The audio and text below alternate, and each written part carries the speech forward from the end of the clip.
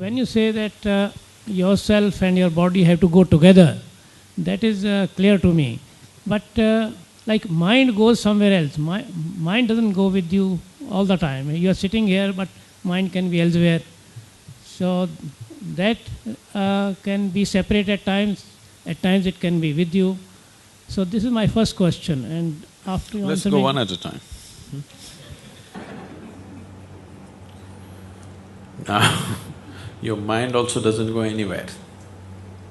It is here thinking about something. Does it go somewhere? Your mind doesn't go anywhere. It is here and thinking about something else, but still it is here, isn't it? Neither your body goes somewhere, nor your mind goes somewhere, nor you go somewhere. They're always one composite whole. If you want to do anything, you have to do something that works for all of them. You can't handle this separately, that one separately, and this one separately. They're always together, isn't it? Your mind doesn't go anywhere. Did you lose it?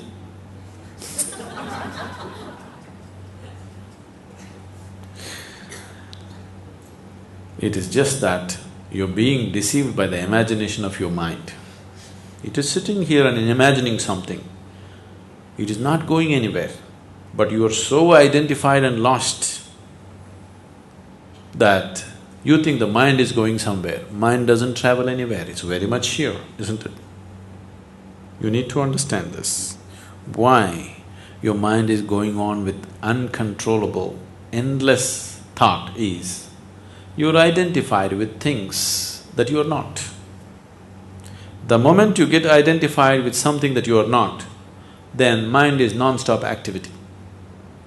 You're identified with too many things and you're trying to stop your mind. I'm telling you, if you try for 1,000,000 years, it's not going to happen. It cannot happen. If you take away your wrong identifications, then you will see this moment, mind will be just like a mirror, not saying anything, just reflecting everything. That's how mind should be.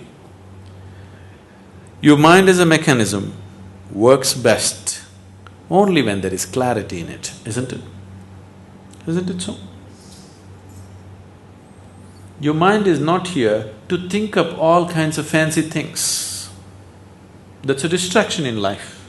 Your mind is here to give you clarity and penetration into life. But right now, mind is just a huge ball of confusion, simply because you got identified with so many things that you're not, and now you're trying to hold it back. There is no way to hold it back. You ate very bad food, now there's gas in the stomach. You can't hold it. You eaten bad food, the consequence is there. You got wrongly identified with too many things, now this is going on endlessly. You cannot stop it, it doesn't matter what you do. You think of God, God himself will go to take you to many places. Now you're sitting here and you're trying to meditate, but you're thinking of your bar or restaurant or friend or cinema or something. Now people told you, think about God, everything will be okay. If you think about Rama or Krishna, then you will find you will go to cinema with Rama. That's the nature of the mind. Rama himself will take you to the bar, Rama himself will take you to the restaurant. You can't stop it because you gotten yourself identified with things that you're not. No way to stop it. So what's being done here is not about controlling your mind, to bring an awareness as to what you're not. Right now, to start with, the most fundamental identity is your body. You're identified with your body, the clothes that you wear, your hairstyle, your goatee also, aren't you? Very much identified, isn't it? Your wife, your children, your family, your education, your religion, endless number of identifications. With all these identities, you want a quiet mind? There's no such thing. That's why we gave you a simple device called shunya, where you create a little distance from the mind. Once distance happens, even if it's a noisy mind, still it doesn't matter. disengaging from the mind. Once you're disengaged from the mind, you're disengaged from all identity, because it's the mind which manufactures identifications, isn't it?